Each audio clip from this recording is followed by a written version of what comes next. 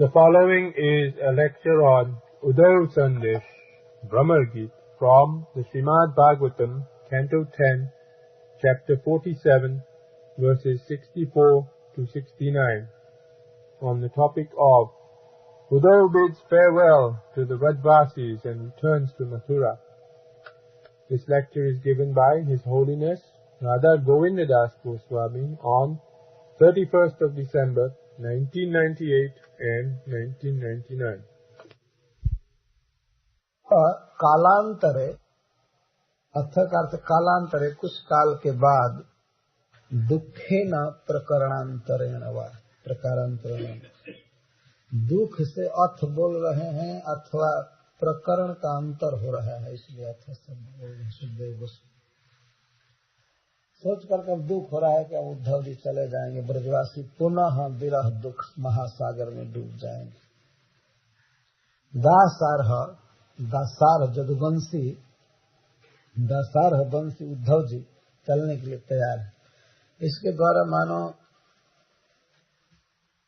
सुखदेव गोस्वामी गोपियों के पक्ष से उलाहना दे रहे हैं कि अरे ये क्यों रहेंगे, ये तो अब मथुरा के हैं, जदुवंशी हैं, तो अब यहाँ क्यों रहेंगे, तो इनको जाना ही है। जादुओं के हितैषी अतः जा रहे हैं। जो कुछ भी हो इतना दिन परोपकार किए, गोपीजनों का दुख दूर किए, अब जा रहे हैं। तो गोपी ही भगवान की प्रियाओं को सांत्वना दिए, जसोदा को सांत्वना दिए और नंद महाराज को, और उनसे अनुज्ञा लेकर चित्त समाधान पूर्वक आज्ञा प्रार्थित हुआ और यह कहकर कि मैं जाते ही कृष्ण को लेकर आऊंगा, तुरंत जाऊंगा और लेकर के आऊंगा। तब कुछ आश्वासन होगा, ठीक है ठीक है, इसलिए उन लोगों ने अनुज्ञा दे दिया, ठीक है। तो गोपान चब सबसे समूचे गोप से, गायों से, वृक्षों से, एक एक पेड़ से भी मिल करके भेंट करके आमंत्रण करके और रथ पर चलने के लिए इस सब पहले कहा गया है। आए तो मिले नंद जसोदा, सबसे पहले जाना हुआ तो सबसे पहले छुट्टी गोपियों से लिए, क्योंकि नंद जसोदा से छुट्टी लेने के बाद भी इनको छुट्टी नहीं हो सकती थी। मुख्य छुट्टी गोपियों से लेनी थी, तो उनसे जब छुट्टी ले लिए तब नंद जसोदा से प्रार्थना की और गोपियों ने इसीलिए छुट्टी दे दिया कि ये जा करके कृष्ण को सुनाएंगे और लाएंगे। यहाँ पर गोपियां कहती हैं, गोपियां किस तरह अनुज्ञा देती हैं उद्धव जी को, रत्नाकर जी लिखते हैं। वे कहती हैं संदेश देने के लिए उद्धव को बुलाई है एकांत में और कुछ दे नहीं रही है, तो संदेश दे नहीं रही है और उल्टे कहती हैं कि हमारे प्रियतम सुख से है मथुरा में, तो यहाँ के दुख को कुछ भी मत सुनाना उद्धव, एक भी दुख मत सुनाना, नहीं तो उनका मुख उदास हो जाएगा, चिंता में पड़ जाएंगे।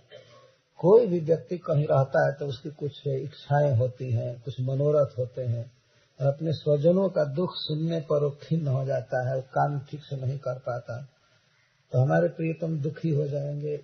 इसलिए यहाँ की बात कुछ मत कहना, केवल श्याम से हमारा राम राम कह देना कि उन लोगों ने राम राम कहा है आपसे, बस और कुछ भी नहीं। नाम और गांव बता देना, पूछें मिले थे तो कह देना कि हाँ एक बरसाने की मिली थी, एक चिकसौली की मिली थी, उनका ये नाम था वो नाम था, लेकिन कुछ हम लोगों की हालत मत बताना। यहाँ चाहे देख ही रहे हो कितनी दुर्दशा है, लेकिन किसी के बारे में कुछ मत बताना, नहीं तो उनका मुख उदास हो जाएगा, वो चिंता में पड़ जाएंगे। हम नहीं चाहते हैं कि वे दुखी हों, हम दुखी हैं, यही दुख रहने दो। संदेश भेज रही नंद जसोदाओ गाय गोप गोपिका की कछु, बात वृष भानु भवन हूँ की जन कीजिए। न नंद के बारे में कुछ बताना, न जसोदा के, न गाय के, गोप गोपी या वृष भानु महाराज के भवन की, राधा आदि की बात कुछ मत बताना। कहे रत्नाकर कहती सब हाहा खाई, हाहा खाई मैंने बहुत शोक के साथ कह रही हैं कि यहाँ के पर पंचनी सो रंच न पसीजियो, यहाँ के प्रपंच से तुम मत पिघलना, आप यहाँ के प्रपंच से मत पिघलिएगा। कि रो करके आप कहने लगे, मत रोइएगा, वहाँ मत दुख कहिएगा। आंसू भरी आई हैं और उदास मुख हुई हैं। यहाँ का दुख सुन करके उनके आंखों में आंसू भर आएगा, उदास मुंह हो जाएगा। ब्रज दुख त्रास की ताते सांस लीजिए। इसलिए ब्रज के दुख के विषय में आप सांस मत लीजिएगा। तत्व इसलिए कुछ भी मत कहिएगा यहाँ के बारे में। नाम को बताई और जताई गाम उधो बस, श्याम सो हमारी राम राम कह दीजिए। नाम बता देना और गांव बता देना, इस गांव की यह सखी यहाँ की बस। जताई मैंने बताई, नाम को बताई और गांव को बताई, बस श्याम से हमारी राम राम कह दी। यह भी एक दुख है, बताने की रीति है, यह भी एक भंगी शैली। नंद जसोदायो गाय गोप गोपी काकी कछु, बात वृष भान भौन हूँ की जानी कीजियो। कहरात तो सब हा खाई, या के पर पंचनी सोरंचन पसीजियो। आंसू भरी उदास मुख हुई है हाय, ब्रज दुख त्रास की ताते सांस लीजियो। नाम को बताई जताई काम उधो बस, श्याम सो। अपना कोई प्रेमी हो, संबंधी हो, तो उसके पास अपने दुख की गाथा गा देने से वह भी बेचारा दुखी हो जाता है। फिर अच्छा से खाएगा नहीं, पिएगा नहीं, पढ़ाई लिखाई नहीं करेगा, कोई कार्य नहीं करेगा। इसीलिए यहाँ के दुख को मत बताना। और पुनः पुनः कह रही हैं कि हमसे कोई भी गलती हुई है, हम लोगों ने मान किया, उनको चोर कहा, माखन के समय कुछ भी कहा, माखन चोरी के समय उनसे श्रृंगार करवाया, कुछ भी करवाया, हम जैसे हैं तैसे हैं, लेकिन आप कह देना कि हम आपकी परिचारिका हैं, दासी हैं। उधो यह है सुधो सो संदेह कही दीजो एक। इसके बाद का श्लोक, जानती अनेक न विवेक ब्रजबारी। हे उधो, सीधा सीधा सुधो सो ये संदेश उनसे कह देना कि हम ब्रज की स्त्रियां हैं, गवारी गोपियां हैं, हमको विवेक नहीं आता है, ज्ञान नहीं आता है। लेकिन कहे रत्नाकर असीम रावरी तो क्षमा, लेकिन आपकी क्षमा असीम है, सहने की शक्ति, अपराध को क्षमा करने की शक्ति असीम है। क्षमता कहानो अपराध की हमारी है, लेकिन हमारे अपराध तो बहुत है। तो असीम रावरी तो क्षमा, क्षमता कहानो अपराध की हमारी, हमारे अपराध की क्षमता क्या कहे बहुत है। लेकिन दीजय और ताजन सबे जो मन भावे पर, ताजन का अर्थ है त्यजन, दुख, और दुख जो भी देना हो प्रियतम श्याम सुंदर आप कीजिए, जो आपको अच्छा लगे, पर कीजिए न दरस रस वंचित बेचारी हैं। हम बेचारी हैं, आपकी दासी हैं, दीन हैं, दर्शन के रस से वंचित मत कीजिए। भली हैं, बुरी हैं और सलज्ज निर्लज्ज हूँ हैं, जो कहे सो है पर परिचारिका तिहारी। हम चाहे भली हैं, बुरी हैं, सलज्ज हैं, निर्लज्ज हैं, आप जो समझे कहें, पर हम आपकी दासी हैं। उधो या है सुधो सो संदेश कही दीजो एक, विवेक ब्रजवारी है। कहरत न करो सिमरावरी तो क्षमा, क्षमता कहला अपराध की हमारी है। दीजे और ताजन सब जो मन भावे पर, जना दरस रस वंचित विचारी है। भली है बुरी है सलज नीरलज हूँ, जो कहे सो है पे परिचारिका तिहारी है। जो कहे सो है परिचारिका तिहारी है। उद्धव जी के साथ मिलती हैं सब और उनसे कहती, कोई अपनी गुप्त बात करें कि आप प्रियतम को जाकर के हमारी ओर से ये कहिएगा, हमारे ओर से ये कहिएगा, हमारा ये पत्र रखिए और हमारी ये बात कहिएगा। तो को जोरी हाथ, को नाई नम्रता सोनाथ। कोई कोई उद्धव को हाथ जोड़ रही है, कोई नम्रता से माथा झुकाकर कहती है, भाषण की लाख लालसा सो नहीं जात। और उद्धव जी से बोलने की, कृष्ण को संदेश देने की लाखों लालसा हो रही है, इससे कोई भी गोपी जा नहीं रही है। को कहे रत्नाकर चलत उठी माधव के। जब ही माधव चलने लगे या उद्धव चलने लगे, इनको भी माधव कहते, जब ही चलने के लिए तैयार हुए, कातर भय प्रेम से सकल महि जात हैं। ये सब कातर हो गई और प्रेम से पृथ्वी पर गिर पड़ती है। शब्द न पावत सो भाव उमगावत। जो भाव आ रहा है मन में, कृष्ण से ये कहना है वो कहना है, लेकिन शब्द नहीं पा रही है, शब्द से कुछ नहीं कह पा रही। मन में भाव उठता है कि ये कहेंगी ये कहेंगी। शब्द न पावत सो भाव उमगावत। जो ताकी ताकी आनंद न ठगे से ठही जाते हैं।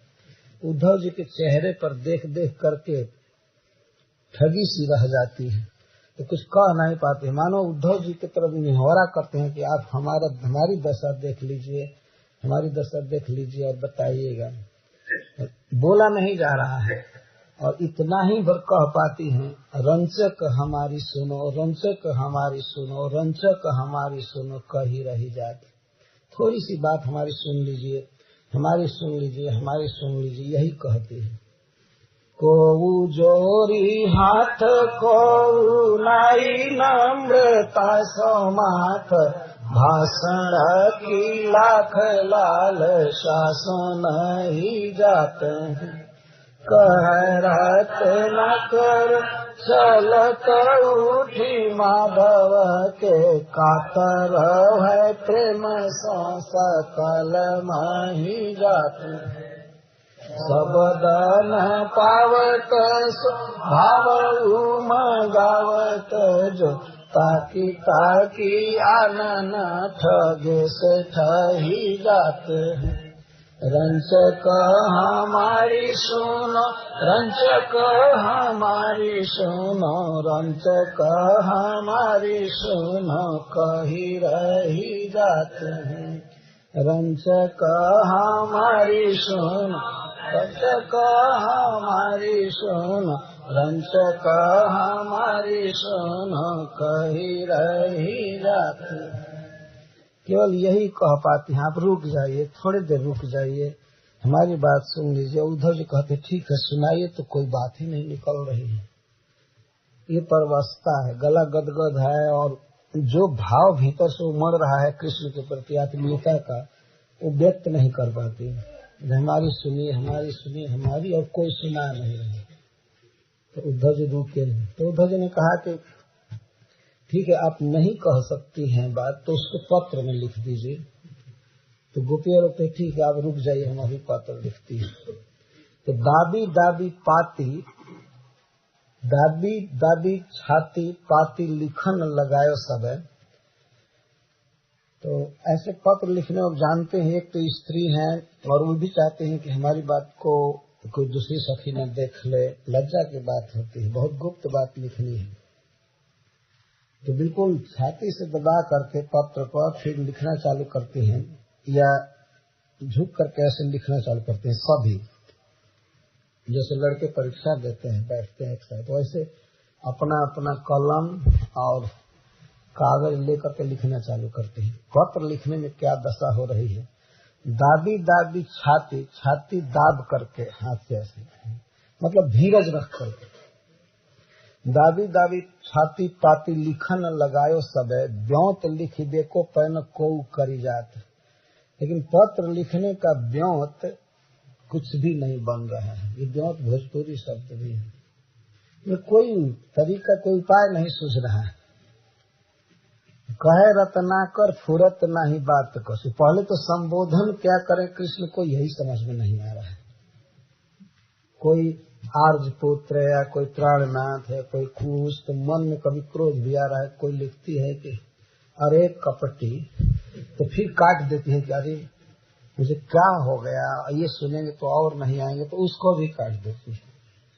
तो क्या पहले संबोधन करें, संबोधन लिख भी दिया तो और क्या कहें। तो फुरत नहीं बात कछ, कहे रत्नाकर फुरत नहीं बात कछ, कोई बात स्फुरित नहीं हो रही।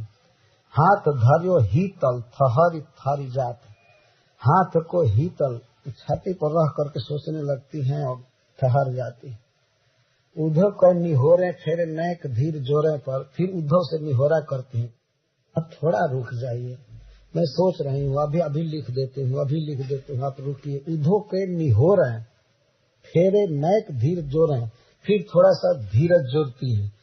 ऐसी अंत ताप को प्रताप भर जाते, लेकिन हृदय में इतना अंत में ताप का प्रताप भर जाता है कि सुख ही जात स्याही लेखनी के नेक डंक लागे,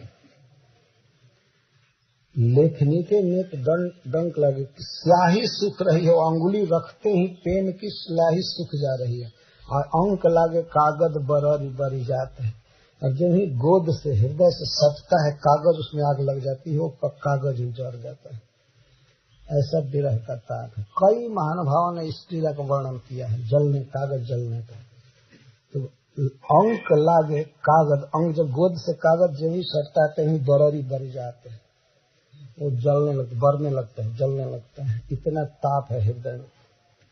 दादी दादी छाती पाती लिखन लगायो सब, ब्योता लिखी बेको पहन को करी जात है।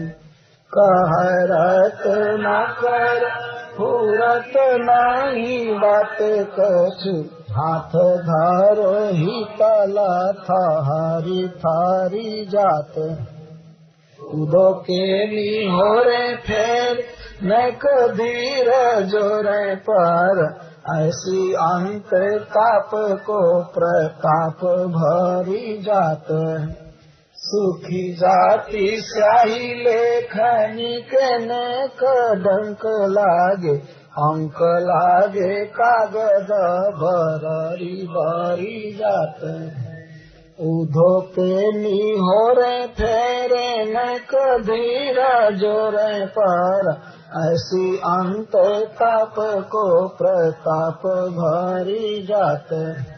सुखी जाति स्याही लेख निकने का अंक लागे, अंक लागे कागज भरी भरी जात है। अंक लागे कागज भरी भरी जात है। सूरदास जी ने भी लिखा है, माँ देवकी कह रहे हैं कुछ संदेश में, जसोदा मैं बोल रहा हूँ। हाँ नहीं, इनका भी नाम देवकी था। सरस्वती जी हमारे वाणी पर बैठी हैं। जसोदा का नाम भी देवकी था। ये देवकी को संदेश भेज रहे हैं, इसलिए देवकी देवकी शब्द आए। माँ जसोदा कहती हैं उद्धव से, संदेशो देवकी सो कहियो, संदेशो देवकी सो कहियो। हाँ तो धाय तिहारे सुत की, हाँ तो धाय तिहारे सुत की।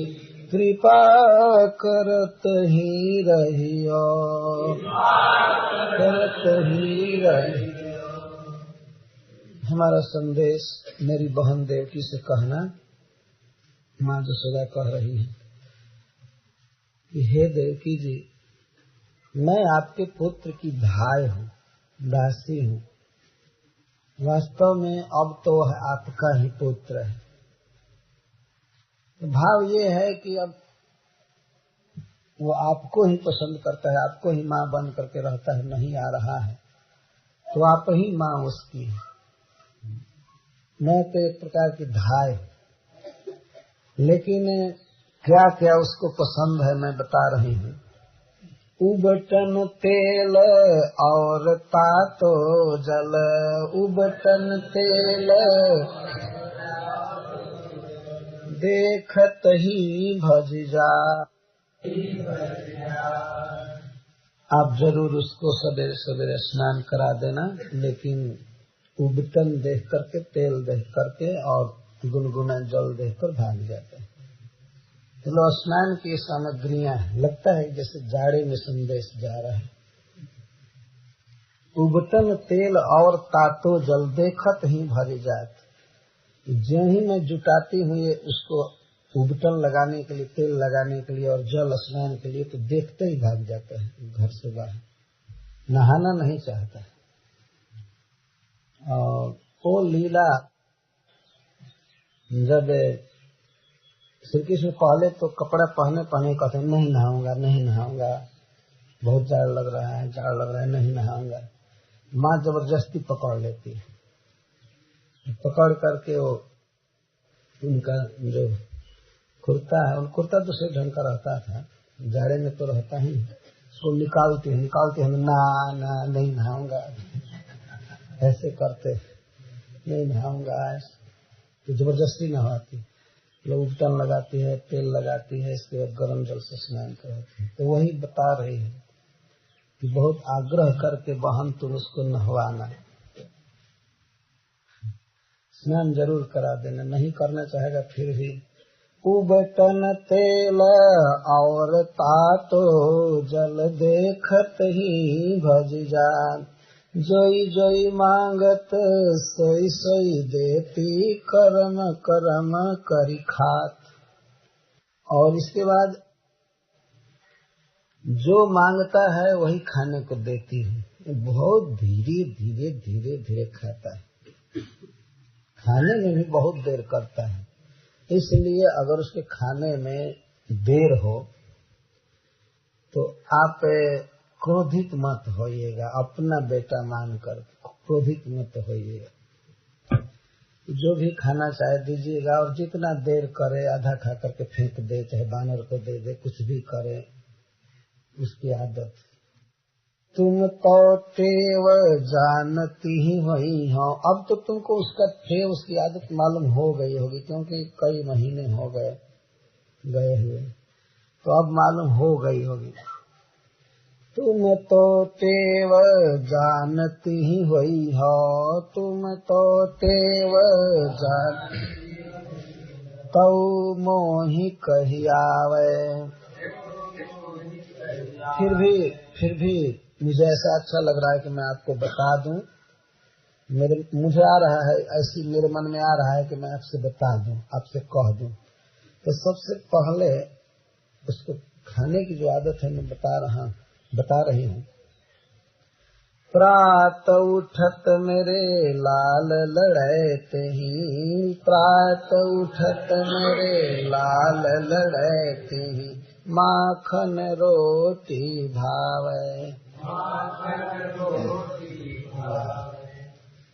प्रातः काल उठते ही हमारे प्रिय कन्हैया को माखन रोटी अच्छा लगता है। गरम गरम रोटी और ताजा ताजा माखन, ये उसको बहुत अच्छा लगता है। तो आप कृपा करके उसको माखन और रोटी देते रहिए। वहाँ आप लोग बड़े घर की हैं, कभी माखन नहीं महती हुई, दही नहीं महती होंगी, तो संकोच से हो सकता है आपसे माखन नहीं मांगता है, तो इसलिए आप उसको माखन रोटी दिया करना। प्रात उठत मेरे लाल लड़ैते ही, माखन रोटी भावे। अब यह सूर मोहिनी सी वासर, बड़ी रहत जिय सोच। देवकी जी सूरदास कहते हैं, अब यह सूर मोहिनी सी वासर, बड़ी रहत जिय सोच। हमारे हृदय में देवकी जी बहुत शोक छाया रहता है इसी बात का कि वो खाने पीने में बहुत संकोच करता होगा मांगने में आपसे, क्योंकि आप उनकी माँ नहीं है। तो जो बेटा अपने गोद में, अपने माँ के गोद में रहा और अपनी माँ से छूट करके कुछ मांग सकता है, खा सकता है, दूसरे के गोद में गया है तो संकोच जरूर करता होगा। अब मेरे अलक लड़ते लालन हुई है करत संकोच। जब हमारे पास रहता था तो कोई संकोच नहीं करता था, लेकिन अब संकोच करता होगा खाने में। थोड़ा थोड़ा बड़ा भी होता जा रहा है इसलिए, और दूसरे के घर में गया है तो कितना मांगेगा, इसलिए उसको संकोच होता होगा। आप जरूर खाने का ध्यान रखना। अब यह सूर मोहिनी सिवासर बड़ी रहत जिय सोच। अब मेरे अलक लड़ते लालन हुई है करत संकोच। फिर जसोदा में यह कहती है दूसरे पद में, यद्यपि मन समझावत लोग, यद्यपि मन समझावत लोग, यद्यपि मन समझावत लोग। यद्यपि लोग मेरे मन को समझा रहे हैं, चिंता मत करो, कृष्ण सुख से है, ये है, वो है, वो है, लेकिन फिर भी जब मैं दही मथती हूँ और ताजा माखन देखती हूँ तो मेरा हृदय सुख से भर जाता है। सूल होत नवनीत देखी के, सूल होत नवनीत देखी, मोहन के मुख जोग, मोहन के जुख। जब मैं सुंदर नवनीत देखती हूँ, माखन देखती हूँ, तो मुझे यही स्मरण आता है कि ये मेरे मोहन के मुख के लायक है, वो इसको पसंद करता था। सूल होत नवनीत देखी के, मोहन के मुख जोग, प्रात समय उठी माखन रोटी को बिन मांगे दई है। प्रातः काल उठेगा तो बिना मांगे उसको कौन माखन रोटी देगा, और वो अपने से मांगेगा नहीं। प्रात समय उठी माखन रोटी को बिन मांगे दई है, को मेरे बालक कुंवर कान को छिन छिन आगो लई है। कौन छिन छिन में पूछेगा उससे क्या चाहिए, ये चाहिए, वो चाहिए, कौन उसको पूछेगा। कहियो जाय पथिक घर आवे, उद्धव जी को पथिक कह रहे, हे पथिक, अथवा कोई दूसरा पथिक मथुरा जा रहा हो, मिला होगा। कहियो जाय पथिक घर आवे, राम श्याम दो भैया। बलराम और कृष्ण दोनों आवे, जाकर के कह दो क्यों वहाँ दुख भोग रहे हैं, जिनकी मेरी सिमैया है, मैं जिनकी माँ हूँ, क्यों दुख भोगेंगे। सूर वहाँ कत होत दुखारी, जिनकी मोह से मैया। सूर वहाँ कत होत दुखारी, जिनकी मोह से मैया। यद्यपि मन समझावत लोग, यदि लोग समझाते हैं हमको दुख मत करो, दुख मत करो, लेकिन जब मैं माखन देखती हूँ तो मुझे बहुत दुख होता है कि कोई वहाँ बिना मांगे नहीं दे रहा होगा मथुरा में। उद्धव जी सबसे मिल करके, सबको सांत्वना दे करके, एक एक बच्चा को, एक एक गाय तक को, गौओं से मिल करके सहलाते थे, वृक्ष से अंकुर दे करके मिलते थे उद्धव जी। सबको सांत्वना दिए, क्योंकि वे भगवान के दास हैं, सर्वसमर्थ हैं, कृष्ण के समान शक्तिशाली हैं, बोलने में प्रवीण है। गोपियों को एकांत में सांत्वना दिए, नंद बाबा को, यशोदा को, श्रीदाम आदि सखा को, गौओं को, उपनंद महाराज आदि को, सब जगह। और निकले इसके बाद तम निर्गतम समासाद्य नानोपायन पाणयः, नंदादयोनुरागेण प्रावोचन अश्रुलोचनः। उद्धव जी जब निकले तो उनको विदाई देने के लिए नाना उपायन पाणय, अपने अपने हाथों में नाना प्रकार के उपायन लेकर आए, पैक कर करके पोटली बांध करके, क्योंकि रथ आया था इसलिए रथ पर भेजने में कोई असुविधा नहीं थी। और नंद आदि आए, नंद महाराज उसमें मुख्य थे। गोपियों ने अलग से विदाई दिया, ये समझना चाहिए, नंद महाराज सामने नहीं, पत्र आदि सब, लेकिन सब अनुराग से कृष्ण के प्रति परम प्रगाढ़ आसक्ति से रो रहे थे, आंखों से आंसू बह रहे थे। कृष्ण को, वसुदेव जी को, बलराम जी को, उग्रसेन महाराज को और सबको भी, देवकी को भी भिन्न भिन्न प्रकार के उपायन उपहार दे रहे थे। सबके लिए अलग अलग किए, इनको दे देना है, देवकी को देना है, नंद महाराज को, उग्रसेन महाराज को, इसको उसको दे, कौन कौन क्या दिया उपहार। नानोपायन पाणय पर कह रहे हैं, उपाय नहीं युक्त पाणय संत, नानोपाय नानी कृष्णस्य पौगंड कैशोर विलासमेव यानी संचितानी। कुछ तो कृष्ण बचपन में संचित किए थे, अपना खिलौना और क्या क्या, कुछ पैसा भी रखे थे, माँ को रखने के लिए दिए थे। बहुरत्न स्वर्ण मुद्रा अलंकार आदि, तो कृष्ण जो रखे थे वो तो सब दे दिया, क्योंकि यहाँ रहकर वो क्या करेगा, कृष्ण उसका उपयोग करेगा वहाँ। और अपने तरफ से नंद महाराज या समस्त ब्रजवासी, उनके पास जो भी धन था, रत्न था, सब दिए।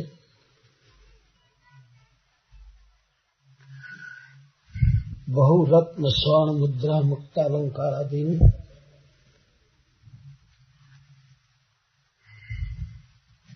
जो कुछ भी था वो किसके लिए रखे। सुखदेव गोस्वामी ने पहले ही कहा है कि गोपियों के पास, ब्रजवासियों के पास जो कुछ है सब कृष्ण के लिए।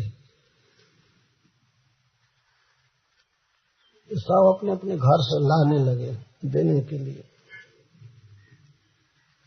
और दे देकर सबके आंखों में आंसू है, विह्वल हो रहे हैं। वे नहीं चाहते थे उद्धव को भेजना, लेकिन नंद बाबा ने सोचा कि आखिर वहाँ भी तो इसके बिना ज्यादा दुखी होंगे। वह बहुत बुद्धिमान व्यक्ति है, विद्वान है, इसकी उपस्थिति से वे लोग सुखी रहेंगे। सब विदाई दे रहे हैं। नाना इति निज मुद्रा लक्षितम, सब अपने अपने, कोई बक्सा दिया, कोई पोटली दिया, कोई कुछ दिया, कोई मिठाई दे रहा है, वस्त्र दे रहा है, अलंकार। जिनके घरों में जो कुछ भी था सब दे दिया। श्री ब्रजेश्वर्या दत्तम नवनीत, मुख्य रूप से माँ जसोदा ने माखन दिया और खीर, लड्डू आदि।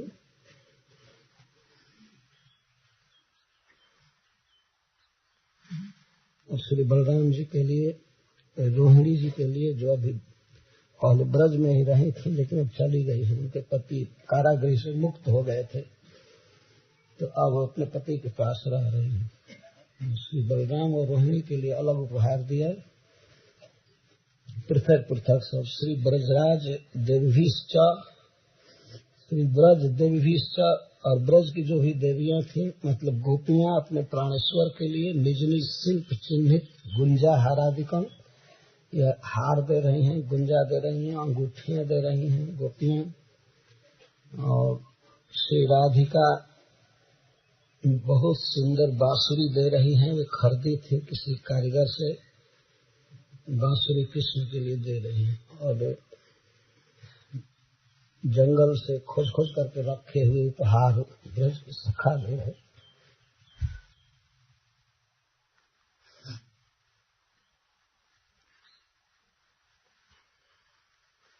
लोग जब भी वन में जाते थे तो चयन करते थे, ऐसे कैसे नतन गोस्वामी अर्थ लिखते हैं।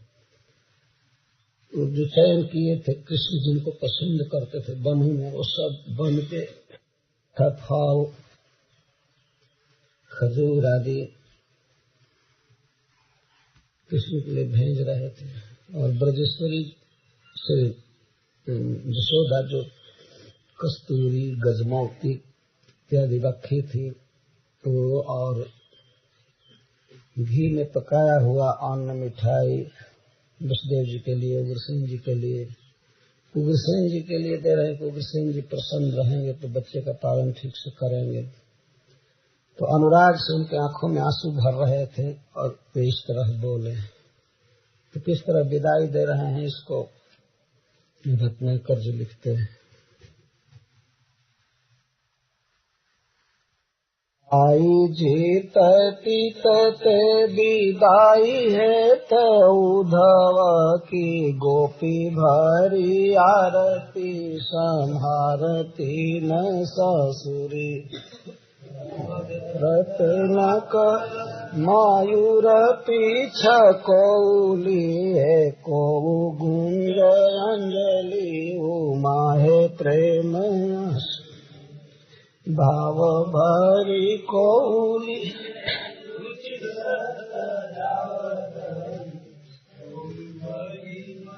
नदी दल कति पासुरी पीत पत नंद जसुमती नवनीत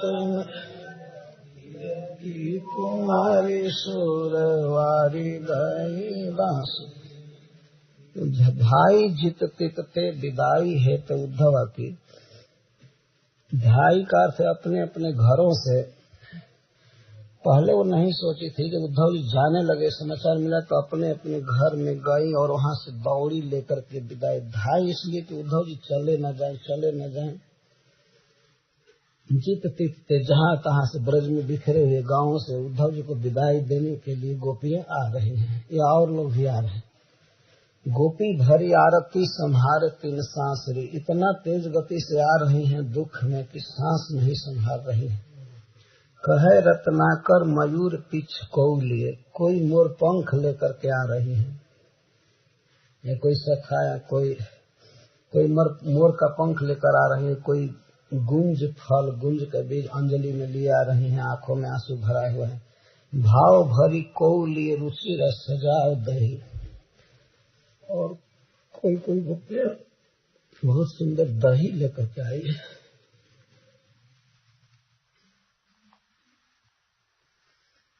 सजाओ दही, बहुत सुंदर स्वादिष्ट दही। और को महिमन जुदावी दल का पितासुरी। किसी की छाती धड़क रही है, तो दुख हो रहा है, उद्धव जा रहे हैं। तो कोई बहुत सुंदर मट्ठा लेकर, छाछ लेकर के आई है, क्योंकि श्री कृष्ण छाछ बहुत पसंद करते थे। नंद महाराज खूब सुंदर नया पीताम्बर दिए। पीत पट नंद जसुमती नवनीत नया। जसोदा जी नया माखन दे रही है। और कीर्ति कुमारी सुरवारी दई बांसुरी। कीर्ति कुमारी श्री राधा स्वर वाली बांसुरी दे रही है। सुरवारी बांसुरी, स्वर वाली, बहुत सुंदर बांसुरी।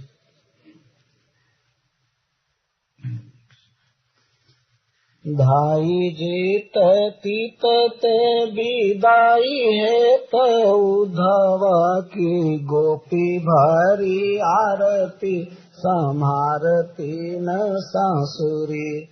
कह रत्नाकर मयूर पीछ कौली को गुंज अंजलि उमा है प्रेम आसुरी। भाव भरी कौली रुचि रस जाव दही को माही मंजुदा भी दलक पासुरी। पीत पट नंद जसुमती नवनीत नय कीरति कुमारी सुर बांसुरी। कीरति कुमारी सुरवारी दई। इस प्रकार से सब लोग विदा दे रहे हैं। विदा देते समय सभी ब्रजवासी कृष्ण से कुछ कहने के लिए उद्धव जी को कह रहे हैं। कहने के लिए तो कह दिए, लेकिन प्रार्थना कर रहे हैं कि हमारे मन की वृत्ति हमारे वाणी की वृत्ति, हमारा शरीर, हमारा सब कुछ, हमारे मन की वृत्ति कृष्ण के चरण में रहे। हमारी वाणी उसके गुणों का गान करते रहे, उसका नाम का गान करते रहे, और हमारा काया उसकी सेवा में रहे। हम कृष्ण की सेवा करते रहे, वाणी से उसका गुण गाते रहे, और मन से उसका ही केवल स्मरण हो। उद्धव, हमारी बस यही कामना है। ये इसलिए कह रहे थे, उनको आशा है